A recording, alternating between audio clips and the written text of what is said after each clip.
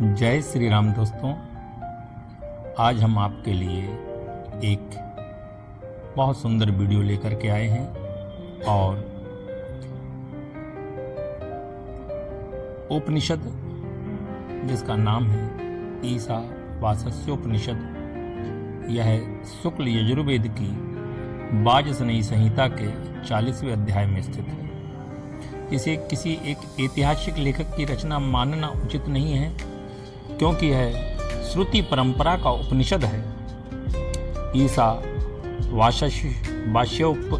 के प्रथम मंत्र का गूढ़ रहस्य हम आपको श्रवण कराते हैं। ओम ईशावास्यमिदं सर्वं यत्किंच जगत्यां जगत् तेन त्यक्तेन भुजितामाग्रद कस्य सुधीद धनम। अर्थात इस श्लोक के प्रथम मंत्र का गूढ़ रहस्य इस प्रकार है।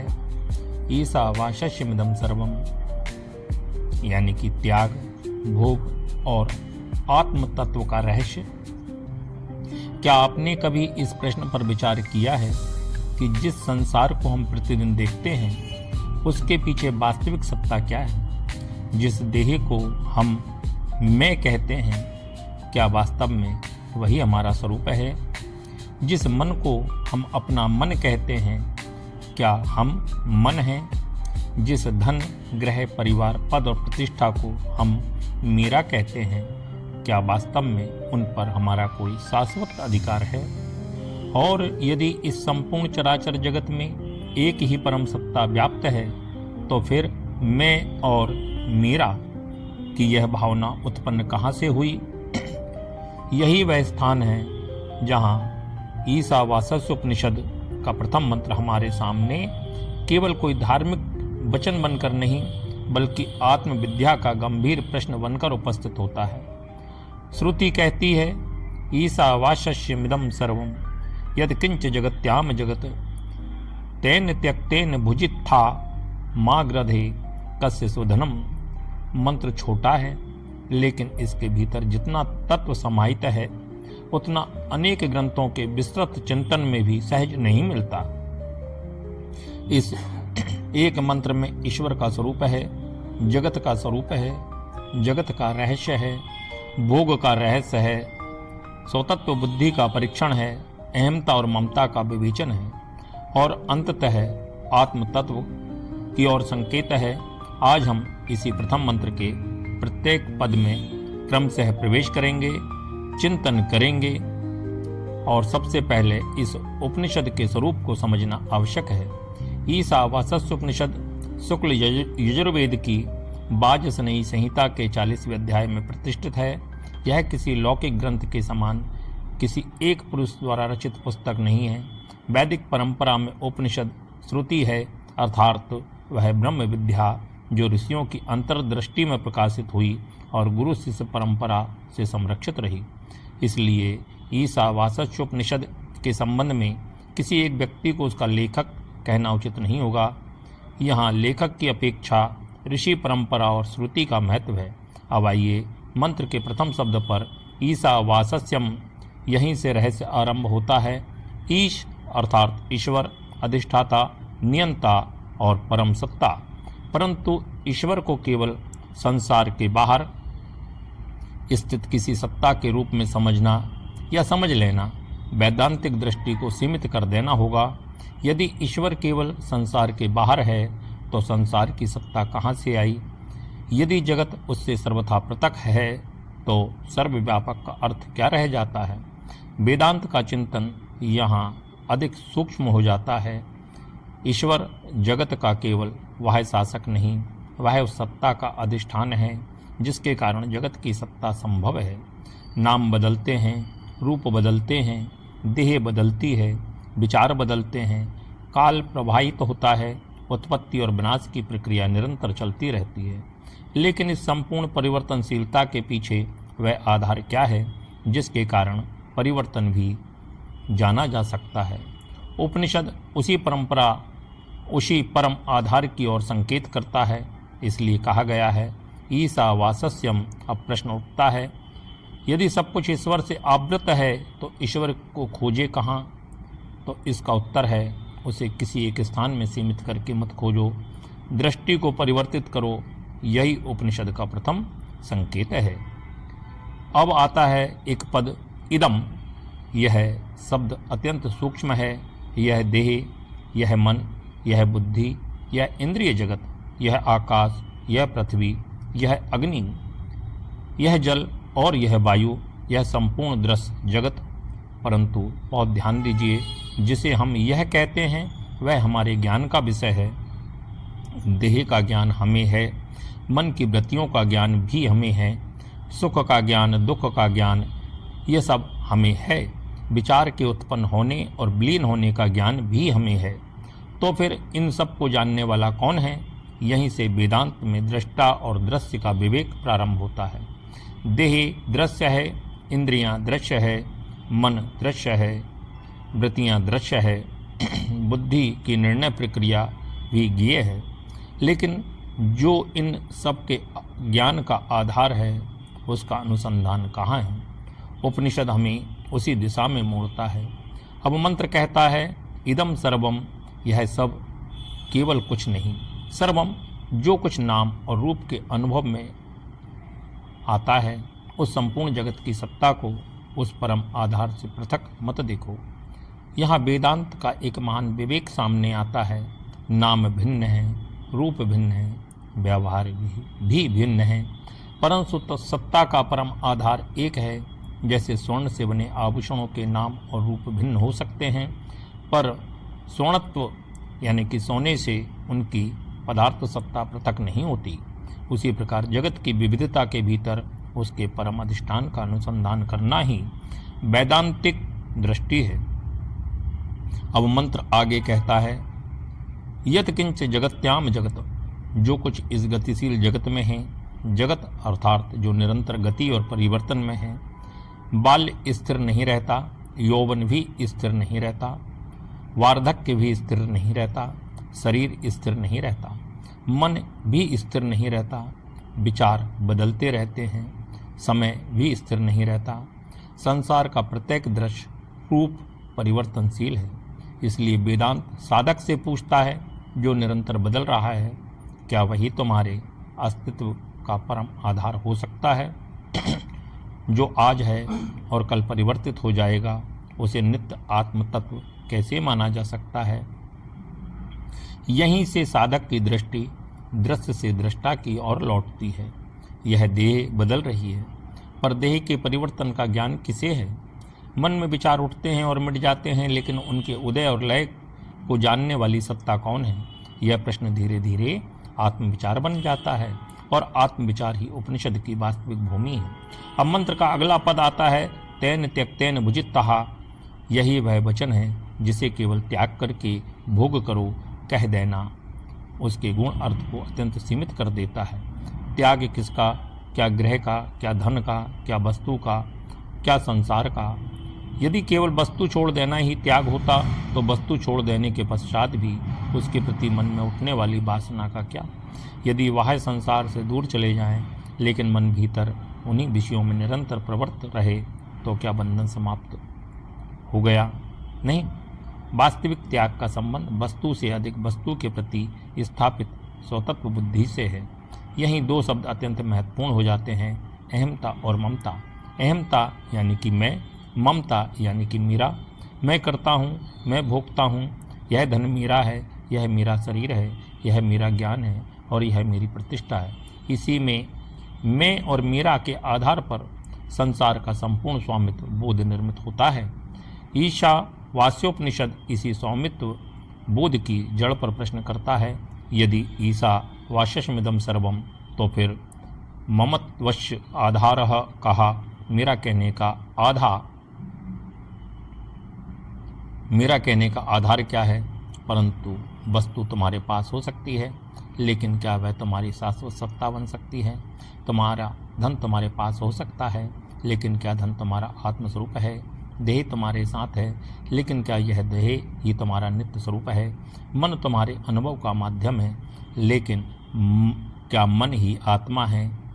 क्या त्याग का वास्तविक अर्थ प्रकट होता है? वस्तु का त्याग नहीं, वस्तु में आरोपित मिथ्या स्वतत्व का त्याग, यही सूक्ष्म त्याग है।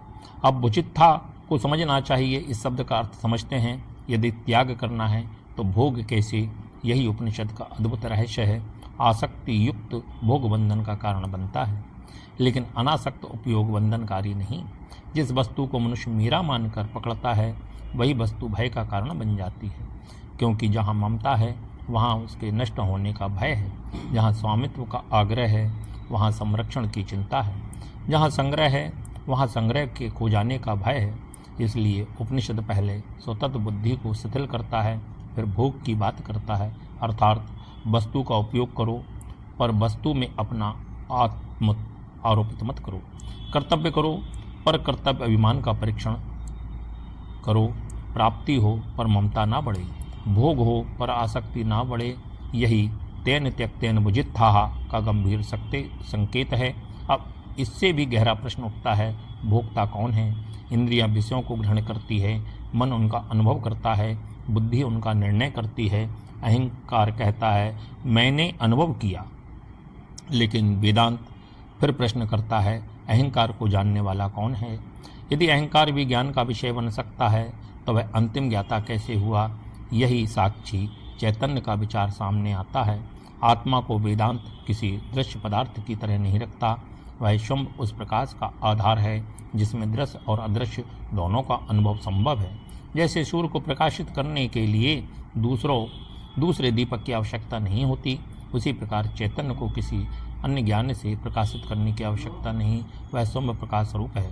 इसलिए आत्मविद्या का मार्ग बाहर किसी नई वस्तु की प्राप्ति का मार्ग नहीं, यह उस अभ्यास के निरसन का मार्ग है जिसमें अनात्म पर आत्मत्व आरोपित हो गया है। देह पर मैं, धन पर मेरा, विचार पर मैं सोचता हूँ, कर्म पर मैं करता हूँ, अनुभव पर मैं भोगता हूँ। यही अभ्यास संसार बंधन की गहन संरचना है।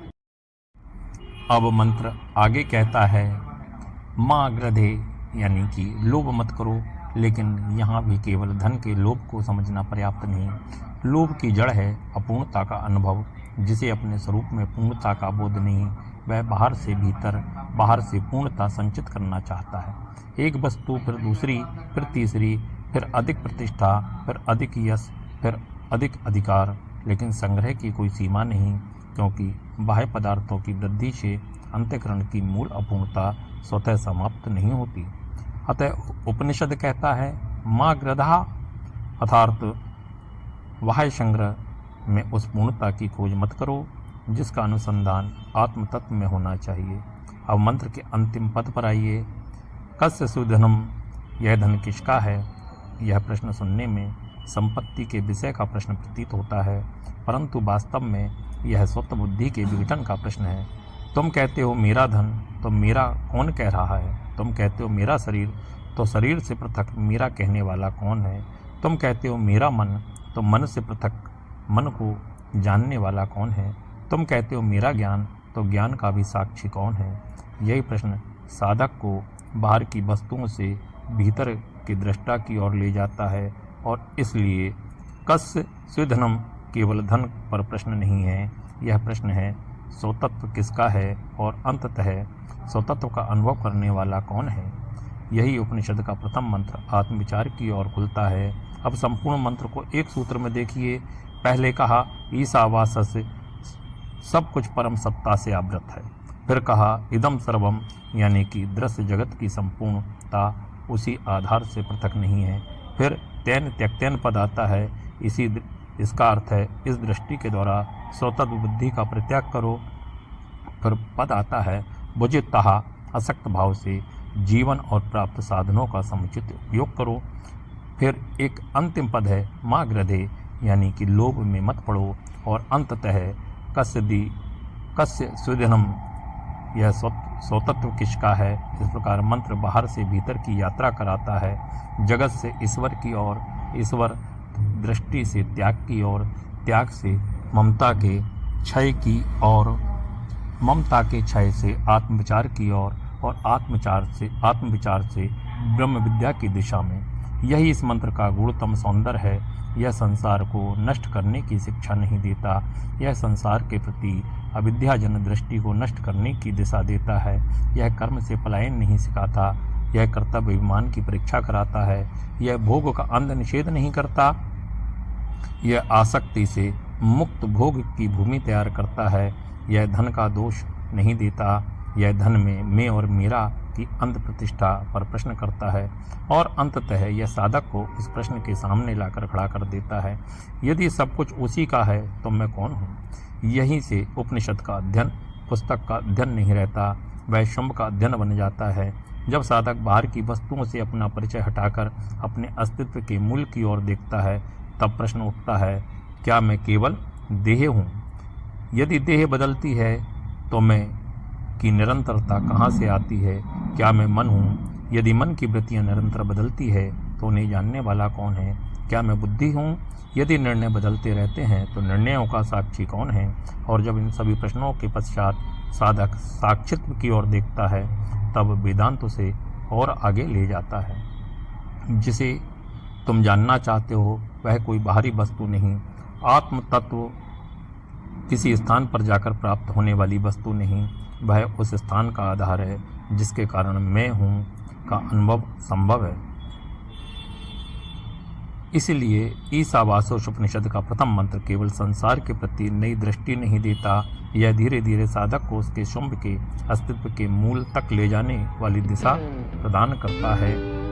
इसी मंत्र को केवल कंठस्थ मत कीजिए, इसके प्रत्येक पद पर मनन कीजिए। ईश परम अधिष्ठान भाष्यम सर्वव्यापक सत्ता से अभिन्न दृष्टि इदम जो कुछ ज्ञेय है सर्वम संपूर्ण नाम रूपात्मक जगत निरंतर परिवर्तनशील प्रभा त्यक्तेन मिथ्यासूत्र आसक्ति का परित्याग भुजित था, अनाशक्त उपयोग माग्रध है, लोभ से निवृत्ति और कश्य शोधिधनम स्वत्व के मूल पर प्रश्न है। शायद इस मंत्र का सबसे बड़ा रहस्य यही है कि यह संसार से कोई नई वस्तु प्राप्त करने के लिए नहीं भेजता। यह हमसे केवल इतना पूछता है, जिसे तुम अपना कहते हो उसका स्वामी कौन है? और जब यह प्रश्न भीतर उतरता है तब उसके पीछे एक और प्रश्न स्वतः जन्म लेता है, जिसे मैं मेरा कहता हूँ, वह मैं कौन है? यही प्रश्न आत्मविचार का आरंभ है। यही प्रश्न उपनिषद की भूमि है और इसी प्रश्न की गहराई में जाकर मनुष्य धीरे धीरे उस तत्व की ओर उन्मुख होता है जिसे शब्द पूर्णतः व्यक्त नहीं कर सकते, जिसे मन अपनी सीमित वृत्तियों में बांध नहीं सकता, पर जिसके प्रकाश में मन, बुद्धि, इंद्रियां और संपूर्ण जगत अपना अनुभव प्राप्त कर सकते हैं। अतः ईशावास्योपनिषद का प्रथम मंत्र हमें केवल यह नहीं कहता कि संसार में ईश्वर को देखो, यह उससे कहीं और गहरा संकेत करता है। जगत को उसके अधिष्ठान से पृथक मत देखो, वस्तु का स्वामित्व मत बनाओ, उस भोग को आसक्ति मत बनने दो, अहमता और ममता का निरीक्षण करो और अंततः उस मैं की खोज करो, जिसके कारण यह संपूर्ण अनुभव संभव है। यही ईशावास्य का प्रथम रहस्य है, यही त्याग का रहस्य है, यही अनासक्ति का रहस्य है और यही आत्मविचार की दिशा है। अब ईशावास्योपनिषद के प्रथम मंत्र का यह गंभीर चिंतन आपके अंतःकरण में कोई नया प्रश्न उत्पन्न करता है तो इस वैदांतिक ज्ञान यात्रा से जुड़ने के लिए हमारे चैनल को सब्सक्राइब कीजिए। इस चैनल पर हमारा प्रयास केवल श्लोकों का पाठ करना नहीं, बल्कि वेद, उपनिषद और वेदांत में निहित तत्व चिंतन को श्रद्धा, विवेक और गंभीरता के साथ आपके समक्ष रखना है। यदि आपको ऐसी ही गूढ़ आध्यात्मिक और वैदांतिक व्याख्याएं प्रिय है तो वीडियो को अपने प्रियजनों तक अवश्य पहुंचाइए और हमारे साथ इस ज्ञान यात्रा में जुड़े रहिए। और आज के लिए अपने अंतःकरण में केवल एक प्रश्न धारण कीजिए, कस्य शोधिधनम, यह किसका है? और जब यह प्रश्न भीतर गहराई से उठे तब अगला प्रश्न संभव प्रकट होगा, को अहम। यहीं से बाह्य जगत की यात्रा अंतर्मुखी होती है। ओम शांति शांति शांति।